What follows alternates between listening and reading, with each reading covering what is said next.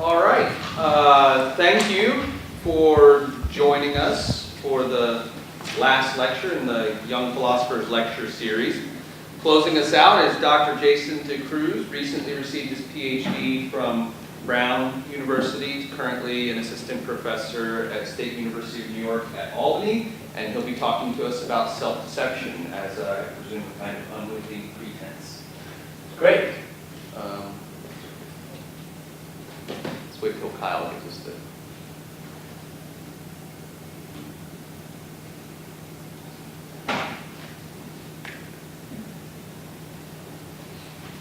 Are we good? Yeah. Cool.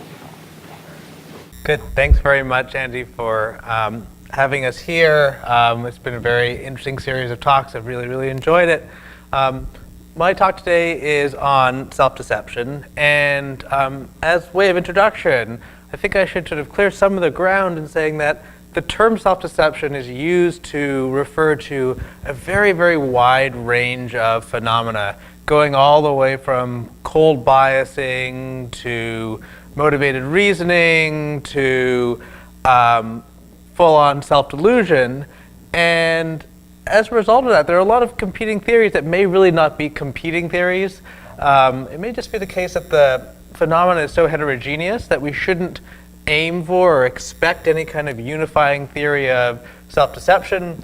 And there are a lot of theories out there that have a lot to say for themselves that I won't be talking about today. So there are deflationist theories of self-deception, and there are avowal theories of self-deception. And I'm only really going to be talking about one theory of self-deception, the pretense theory of self-deception, that I think is particularly promising, particularly interesting. And I'm really only going to focus on a specific species of phenomena that I'm particularly interested in, that I think the pretense account does a good job of explaining. So by way of explanation, I think a quick way to start things off is just to start off with a case to give you a taste of the sort of phenomena that I'm interested in, and then I'll talk about why I think understanding this phenomena as a sort of unwitting pretense is fruitful and explanatory. Okay, so here's the case. It's the case of a person who's self-deceived about the quality of his own work, and it goes like this. I'll just read it for you. Alan is self-deceived about the quality of his own work. Alan touts his brilliant scholarship to anyone who will listen, but it is apparent to everyone who reads it that the work is flimsy.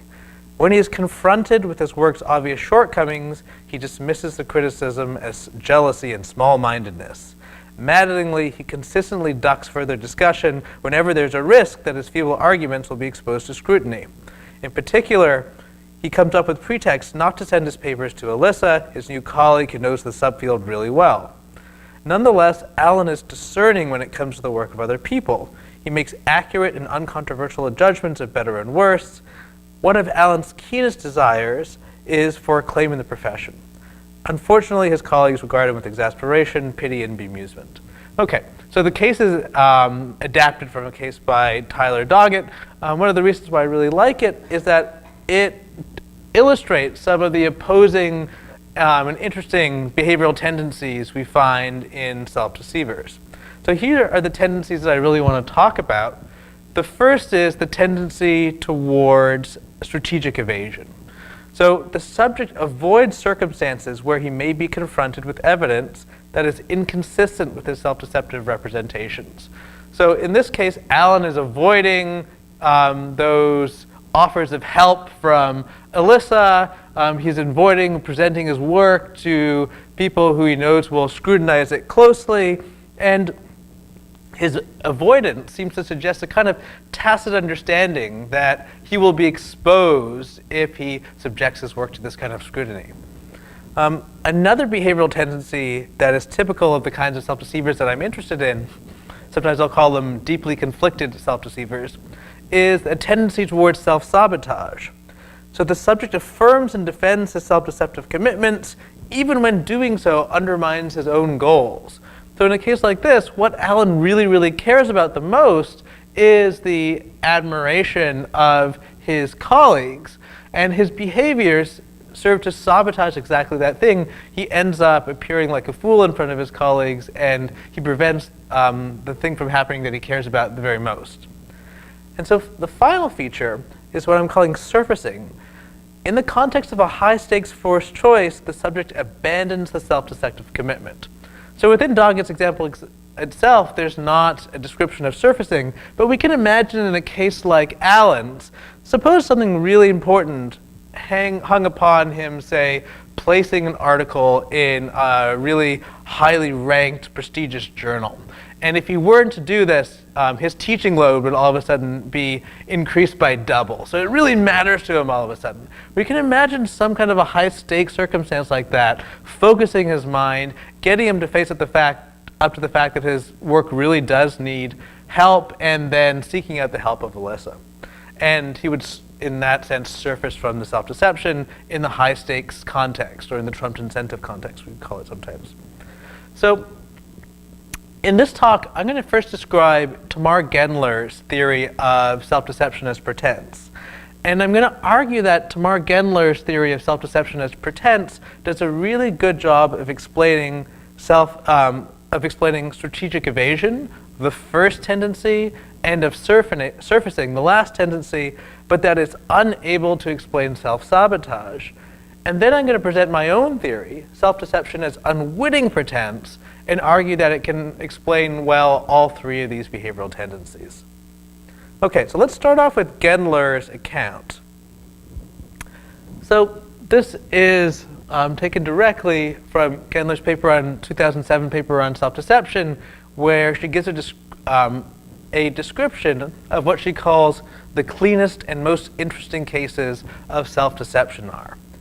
So the cleanest and most interesting cases of self-deception satisfy these two conditions. First, the person who is self-deceived about not P pretends, in the sense of makes believe or imagines or fantasizes that not P is the case, often while believing that P is the case and not believing that not P is the case. Second condition, the pretense that not P plays the role normally played by belief in terms of first, introspective vivacity, and second, motivation in a wide range of circumstances.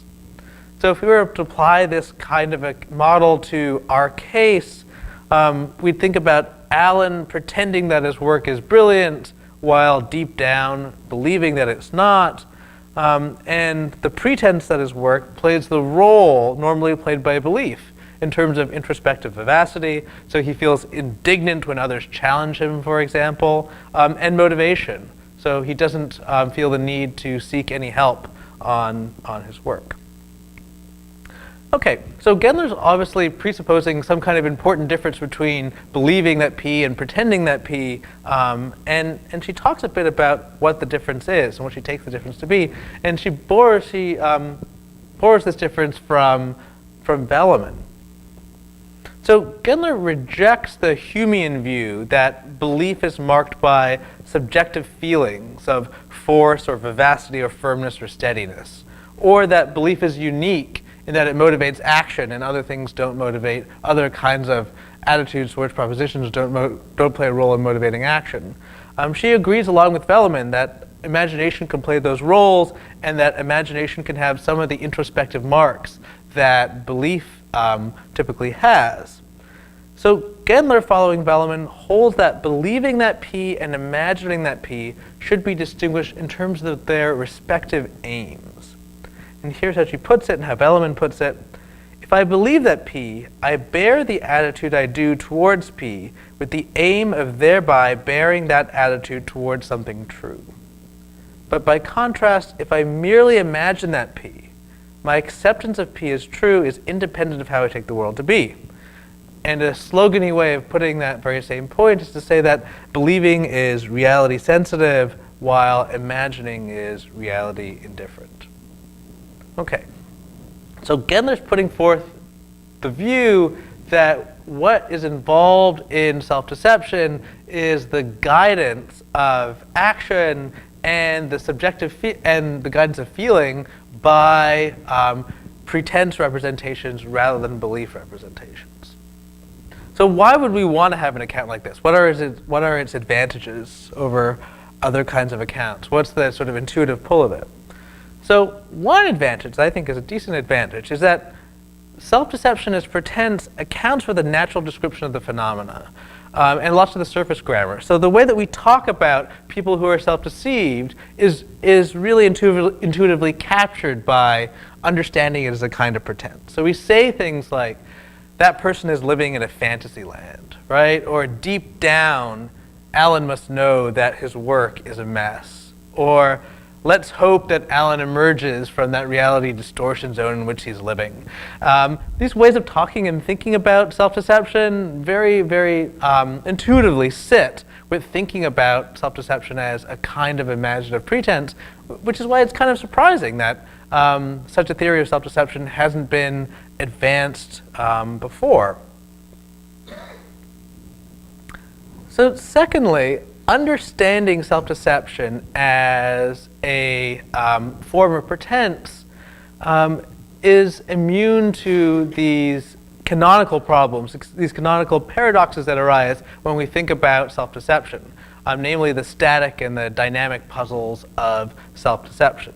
So to remind you, the static puzzle is, how could you simultaneously believe P and not P? It seems like an impossible state of mind. How could it be that I believe that I'm in Greencastle and I believe that it's not the case that I'm in Greencastle? How could I have both those thoughts so currently? That seems like an impossible state of mind, or at least deeply, deeply pathological, when self-deception is only meant to be garden variety irrationality.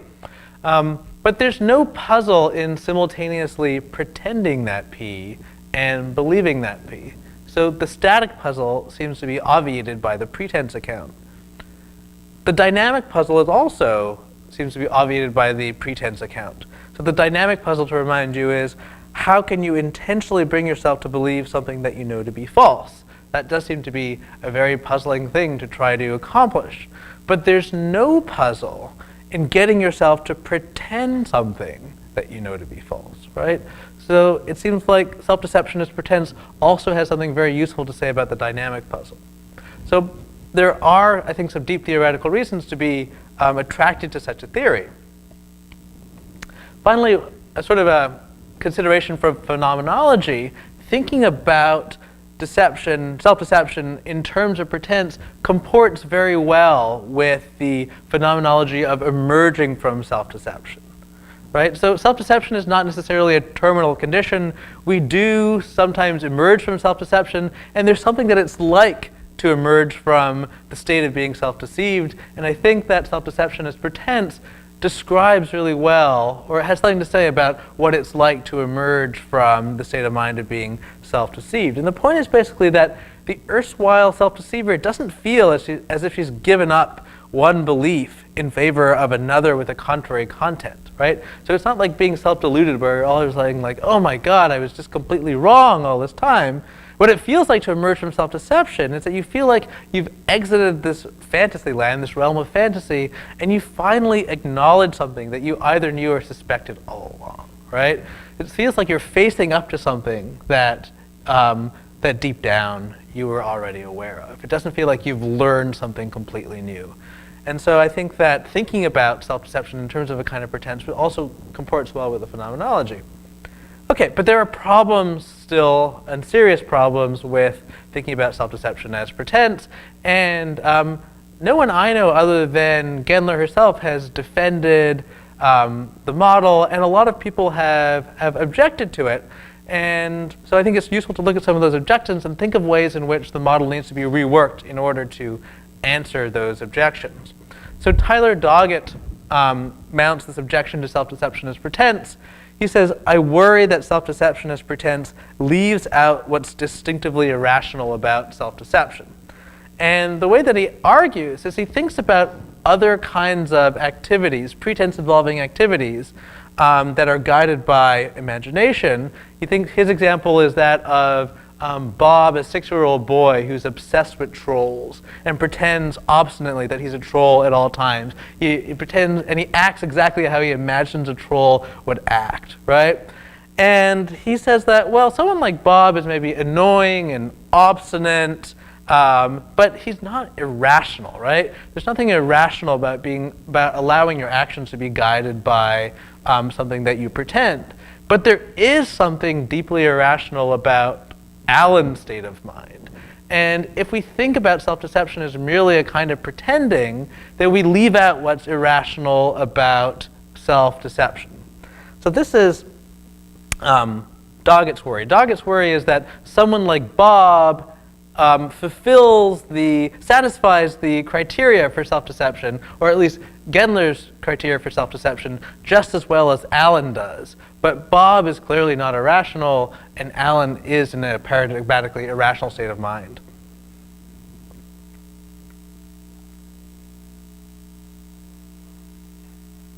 You know what? I think I have my slides slightly out of order. Okay, I'm going to skip that one and then go back. Sorry about that. So there have been other commentators who have mounted rather similar kinds of objections against Gendler's view. And here's another example from Michel and Nguyen.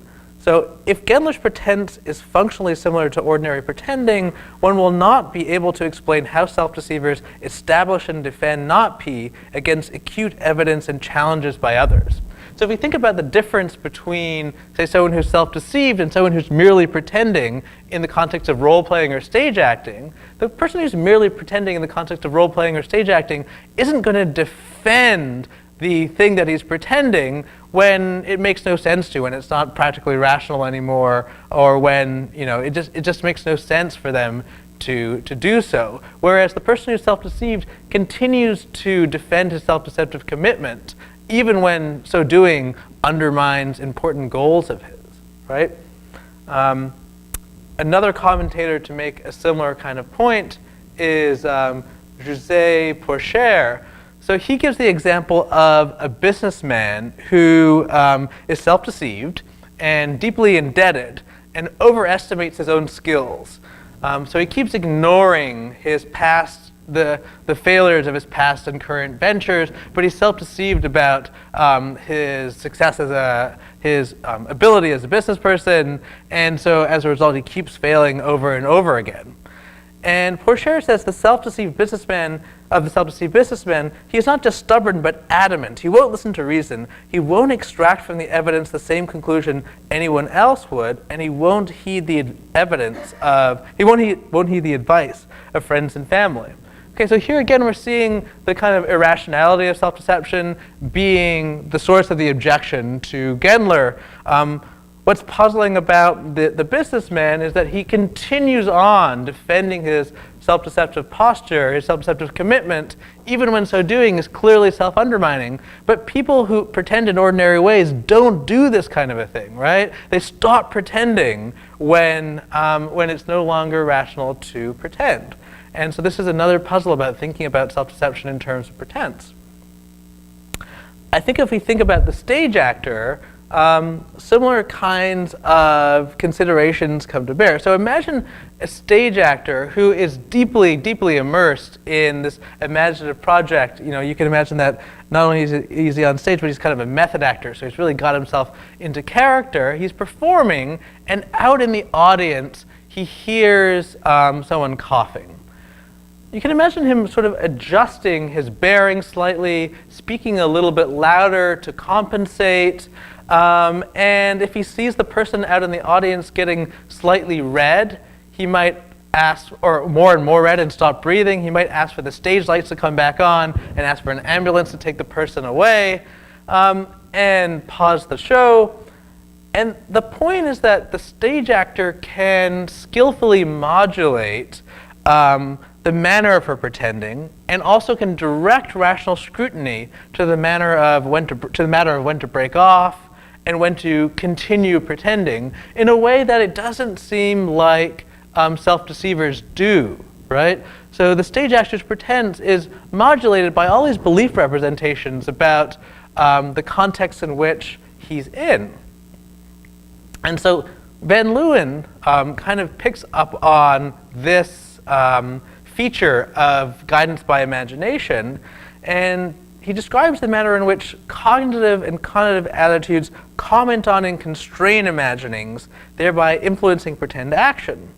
And he notes that in particular, they can comment on the value to an agent of a particular imagined action. So this is something about being guided, about the way that being guided by imagination in action works. And he develops this into what he calls the practical ground thesis. And so the claim is that beliefs are the practical ground of imaginings.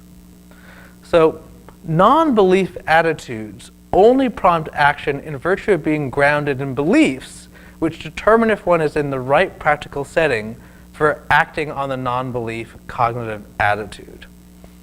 And so the idea here is that even if Velleman is right that imaginings play a role in motivating action, they don't play the same kind of role that beliefs do, right? The role that beliefs play in motivating action is much more robust and independent. And so if I believe, say, that I am diagnosed with a deadly illness, I'll be disposed to perform a variety of different actions. I'll write a will, I'll contract loved ones, I'll put my affairs in order. But if I merely imagine that, it won't have these kinds of implications for motivation at all. And the explanation is that when we're motivated by imaginings, the agent must represent the practical setting that she's in to act with the imagination as the adjusted cognitive background. So every time an agent performs an action on the basis of imagining, the enactment must be oriented by beliefs that represent the practical setting that the agent is in. So I think that this kind of idea about the practical ground and about the ways in which motivation by imagination, pretense, is modulated are really what's behind all these objections to Gendler along the lines of thinking of self-deception in terms of pretense doesn't get at the irrationality of self-deception, because the self-deceptive actions don't seem to be modulated by these meta-representations of the context in which the person is in. But I think that we can explain the irrationality of self-deception if we think about the pretense, the kind of pretenders involved in self-deception as unwitting pretenders. So let me talk a little bit now about what I mean by unwitting pretenders. So the subject who is self-deceived has diminished access to the introspective representation that he is pretending. So when you pretend, you must always have this introspective representation that you're pretending. That's how pretense can, imagination can help in the motivation of action. But the self-deceiver has diminished access to this introspective representation.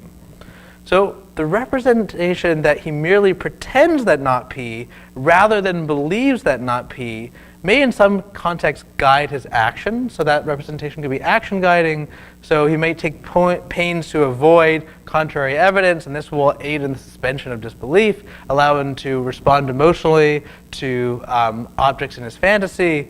But he cannot direct scrutiny to the value of the pretense, to its manner, and to its proper limits. So it's this distinctive way of pretending where you have diminished access to the representation, the metacognitive representation that you're pretending, that is the kind of pretense that is involved in self-deception. And if we think about the kind of pretense involved in self-deception in this way, then I think we can account for the distinctive irrationality of self-deception. So it's the relative inaccessibility of the introspective representation that the self-deceived subject is pretending that explains his inability to direct rational scrutiny to the circumscription of context in which he pretends, right? So this explains why he's sometimes guided in action and emotion by pretense, even when doing so undermines his own practical ends. But this kind of practical irrationality almost never befalls actors or participants in games of make-believes, right? So these are the witting pretenders, and they have global and continuous access to the meta-representation that they are pretending. And this is what distinguishes the role player, the actor, from the self-deceived subjects. And this is what makes the self-deceived this is what makes self-deception an irrational state of mind. So I want to argue that we should understand self-deception as a kind of unwitting pretense. And I think that if we do, there are related phenomena that we'll be able to understand and explain better. So one of those related phenomena is what I want to call the irrationality of debunking. And the irreversibility of debunking. So the idea is this: once the self-deceiver comes to recognize his self-deception, it's impossible for him to quickly re-inhabit the point of view of being self-deceived right away, right? And the reason why this is the case is that the introspective belief that he's merely pretending becomes highly accessible. And it's not within the person's direct voluntary control to render this representation inaccessible again. And so notice that none of this applies to the pretense or the pretending of the actor, right? So with the actor, the belief that she's pretending is always accessible and is always inferentially promiscuous. And so after she breaks off from one episode of witting pretending, she can always just take a deep breath and jump right back in. But that really distinguishes her from the self-deceiver, right? The self-deceiver, once the self-deceiver has been debunked, cannot immediately re-inhabit the point of view of being self-deceived. So this is an advantage of thinking about self-deception in terms of unwitting pretense. And this is some work that thinking about it in terms of unwitting pretense does. It's sort of a payoff of thinking about self-deception in terms of unwitting pretense. Another payoff is that it gives us a nice way of distinguishing between these two sort of naturally different kind of phenomena, one of which is self-deception and the other is self-delusion. So a self-deceived subject has diminished access to the metacognitive belief that she's guided in action and emotion by a content that is imagined rather than believed. And you can think about a subject falling deeper and deeper into self-deception, where this diminished access to the representation that she's guided by pretense becomes more and more and more occluded, ultimately to the point where it's just totally inaccessible. And then we can say at that point that the subject is self-deluded, right? So the self-deluded subject, who has no access whatsoever to the representation that he was guided by pretense, it's no longer going to manifest any of these evidence-avoiding behavioral tendencies, and at that point we can say that the person is self-deluded rather than self-deceived. Okay, so wrapping things up, what I want to say is that the pretense account of self-deception can make sense of the irrationality of self-deception if we distinguish witting from unwitting pretense. So all these numerous objections to Gendler that are basically along similar lines, that self-deception as pretense can't explain the irrationality of self-deception, can be answered if we distinguish between witting and unwitting pretense, where we think of unwitting pretense as being in the state where you have diminished access to the introspective belief that you're pretending.